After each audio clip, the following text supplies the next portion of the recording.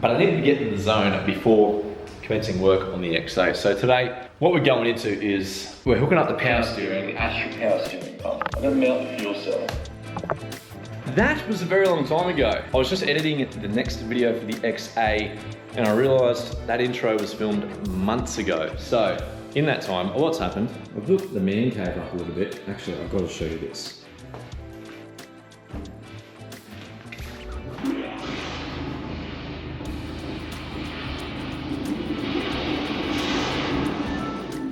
Oh, isn't that cool? Hang on, let me just...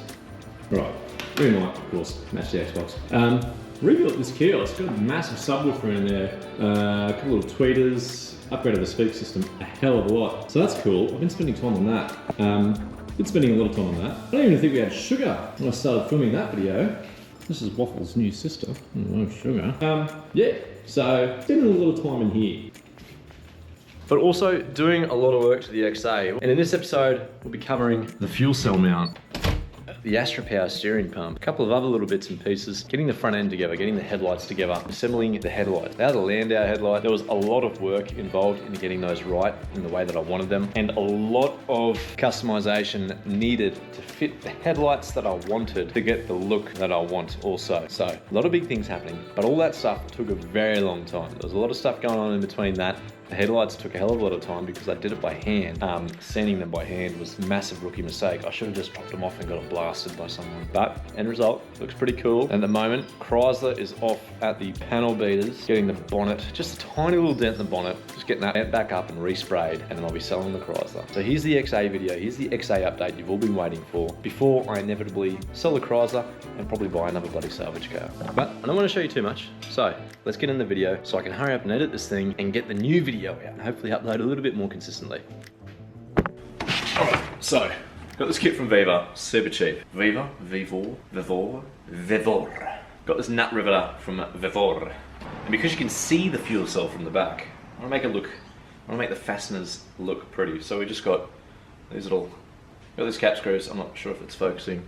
I'm sure you all know what a cap screw looks like, but they look pretty and they're very expensive for what they are. But it's like the one part of the car that you see from behind, so they make it look good. Now, last time I used a riv nut tool was in the army for Bushmaster floor plates. If you know, you know. But pretty basic. I shouldn't be able to fuck this up because these are 3/8. I thought I'd keep with the theme of 50% imperial fasteners, 50% metric fasteners. Basically, whatever I've got on hand. So anyone that takes this car apart in the future, I'm sorry, but I'm not sorry.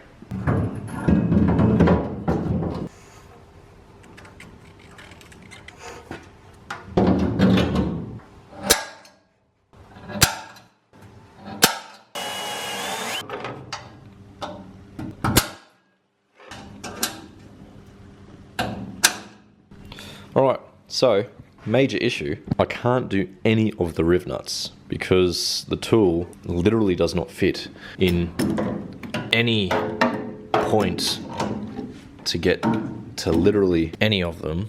So and even if I can screw it in, I can't move the arms up because it just hits everything around them. So stuck. Straight off the rip, first job, can't do it. I need like an electronic one, something that'll pull them up electronically, or I really don't want to cut the arms off this.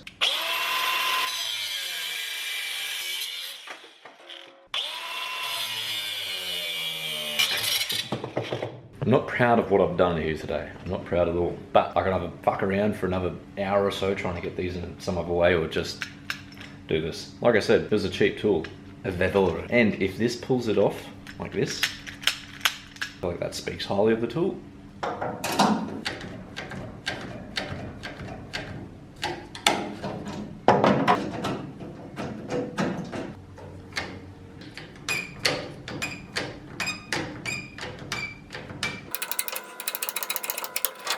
Right, not bad. All done. Nice and flush and ready for the cell to go in. If you're thinking of getting the Vivor riv nut tool, highly recommend it. Very compact. Can pretty much get in anywhere. Just make sure you go to Bunnings and grab some of these X-Torques as well. Actually pretty surprised that this held up with the pressure and didn't slip along. So that combo, schmicky. Alright, so I'm going to put the fuel cell in now, and when I actually mount it, I'm going to have strips of rubber running underneath it. But I've only got a small amount of rubber left, and I have to go out and get some more rubber. to go the full length for the fuel cell, but chuck it in there now, test fit it, see how it goes.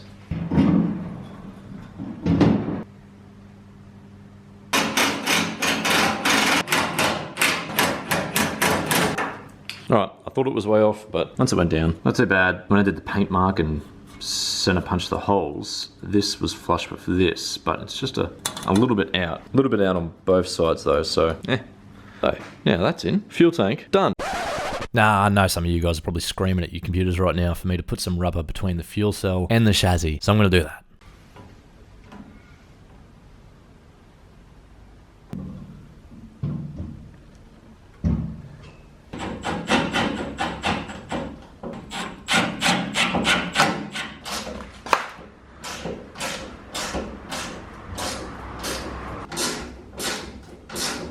I still gotta wait on one more piece. I thought I had all the pieces, but then I put them all together and turns out I needed one more thing to get 2 lines out from here. And I know I only need 1 line. It's just a carbureted engine, so I just need 1 fuel outlet. But for the sake of symmetry and things looking nice, both coming out, going up, splitting into one, and then that 1 line comes up here and then runs around. And I know what you're thinking, why not just have it go off to the side and stay under the vehicle? It's, again, symmetry. I just want to run it up the center, just so it looks nice. And like I've said many times before, if I'm ever using the tray of the chute, because this will be exposed, the tray will essentially have a cutout around here, and I've spaced it. So as you can see, the fuel cell sits about 2 mil higher than here. So the tray can sit down, which will just be a massive sheet of stainless, and that'll be flush with the stainless. Now, in saying that, I haven't accounted for the rubber strips that are yet to go in, and I've only just realized that, but that is a bridge we will cross when we get to it. So it'll be nice, stainless looking tray, so it matches with this and flows out all evenly. So the fuel lines will come up, but we'll do that when we get to it. For now, we're moving on to the next thing, which is either doing the wiring and plugging up all the wiring and doing that, or mounting at the power steering. I feel like mounting the power steering will be a lot funner. So let's do that. On to the Astra Power Steering Pump. All right, so here's the Astra Power Steering Pump. Electronic little pumps, 12 volts positive to them. They run, everyone uses them. They use them drift cars, pretty much any street car, any hot rodding application. They're very small, very compact. You can fit them anywhere. And in this case, we are fitting it right here behind where the guard goes on. So it sits right here. Lines will probably run straight through there and straight into the power steering box. You can buy universal mounting brackets for these things, but this one has the factory bracket on it, and I reckon I can modify it to fit snugly in there. Now it already has this little right angle bit down the very bottom here. I reckon I can use that, maybe with the aid of a riv nut in there. It'll sit there, and if I can bend, maybe, I don't know, maybe bend that around to latch onto that and bend that down and, I don't know, do something there. I think that might work. But we'll have a little play around and we'll see how we go.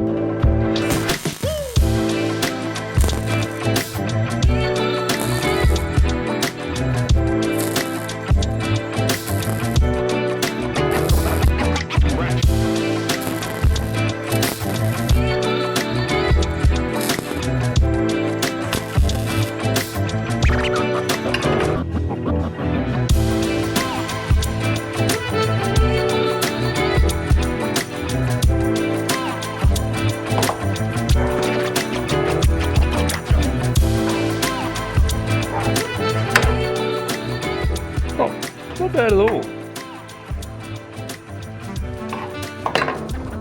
Put a lick of paint on her and we'll chuck her in.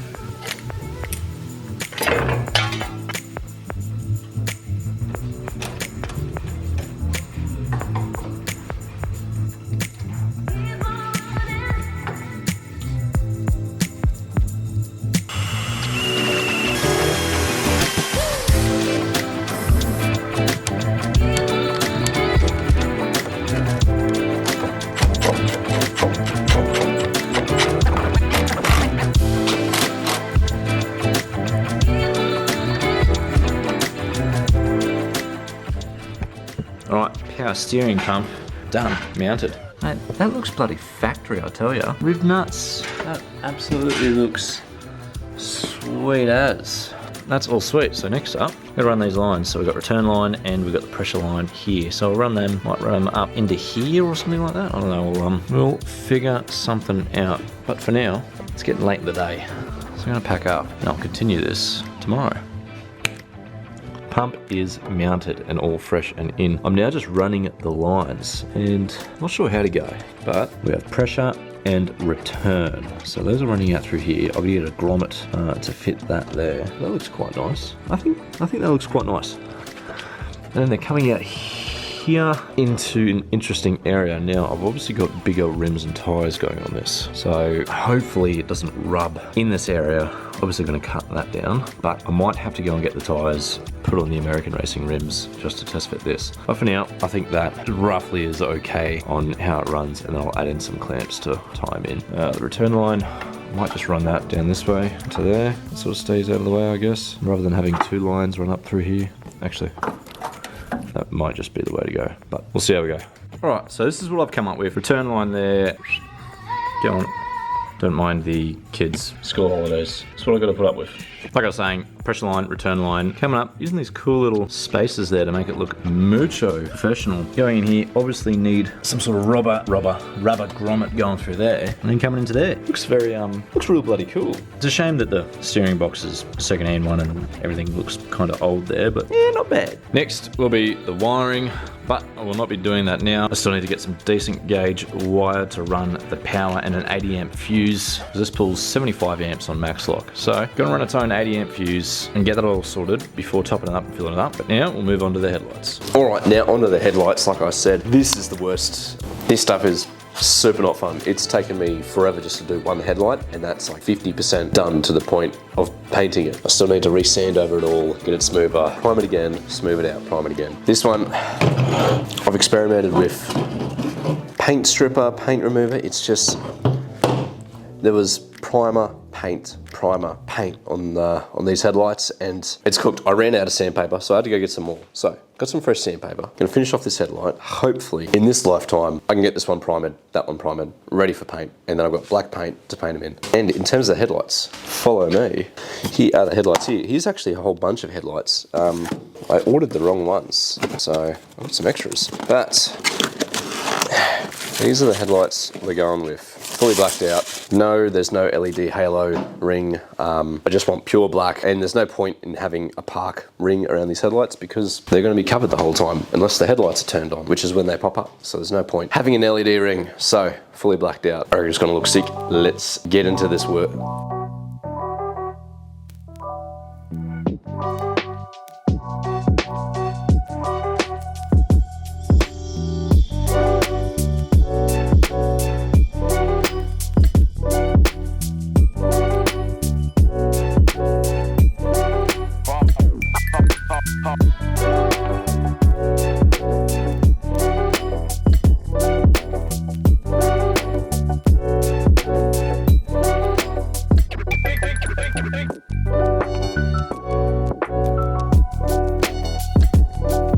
Looks pretty sick, but taking it all apart to take all the stuff to the powder coaters, all the, yep, sugar, you're in the way.